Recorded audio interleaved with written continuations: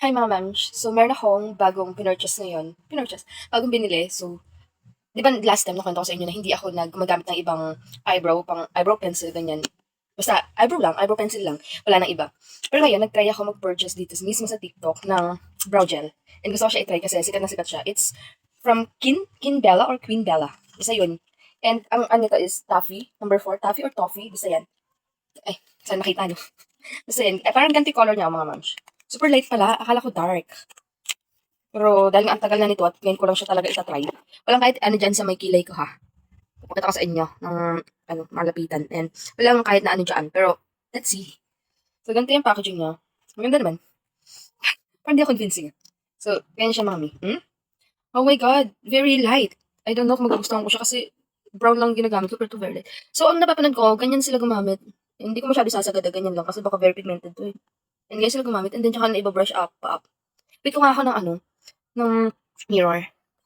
So, yun, may mirror na ako here. So, dito ka na siya titingnan. Pero ganyan siya mami. Ito yung meron. As you can see, parang nag-brown, nag-light talaga siya. And ito yung wala ko. Diba? Itim na itim kasi yung kilay ko and medyo manipis.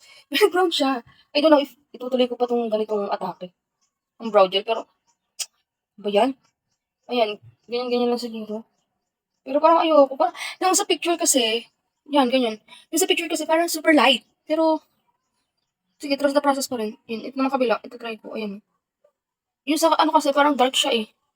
Pero light pala siya. Oh my gosh. Mali ata talaga akong napili. Parang natuloy akong, parang Amerikanang, ano eh. Yung malaman. So, itatayo lang natin siya ganyan para, di ba? Maan naman. Ayan. Oh my god. Feeling ko I'm so disappointed. Maganda yung brow gel. Pero, mali ako nung napiling color ng eyebrow. Sobrang, ano naman ito? Super light. Ayoko ng gantong light na light eh. Pero, ano ba? Yung consistency niya mga mi. Pag natuyo, okay naman. Tingnan nyo nga, okay lang ba? Parang makakulang kilay, no? Alam ko na, siguro, kailangan, lagyan ko rin siya ng eyebrow pencil dito. Tapos, ano ko na lang siya para magtumaas-taas yung ganito ko. Ganun siguro, para magamit ko siya. Pero kung ito lang gagamitin nyo, mami, I don't think so. For me, ha? Na morena. Hindi pala siya, yung toffee na ganitong color, hindi siya for me.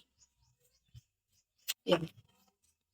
So, hindi siya pang ano sa akin. Super light ng ano niya, color. Ganitong, medyo mas light pa siya sa dito sa may nakaano sa packaging niya. Yan. Ayun, titigan niyo, maganda ba?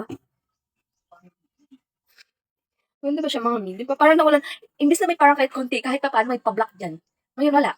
Parang nawalan, masala ko nawalan ng kilay nito. Pero try ko. Huwag tayo muna pag-asa. Kailangan gawa ng paraan yan. Try ko lagyan ng eyebrow pencil. So, ito yung eyebrow pencil ko. As you can see kasi mami, ito, parang akala nyo siya light, pero medyo dark to. Brown lang talaga siya. And kung i-compare nyo siya, di ba, mas light tong coffee. Correct me if I'm wrong sa pronunciation na, pero kasi yun sasabi ko. Ayan. So, try natin. Pero dapat siguro, pagka naggamit kayo na Queen Bella, unahin nyo muna yung eto. Kasi tumitigas pala siya. Nagmamatch siya, kaya unahin nyo muna yun. Unahin nyo muna itong pencil bago mag-brow gel. Ayan. Ayan, parang feeling ko mas umokay naman siya.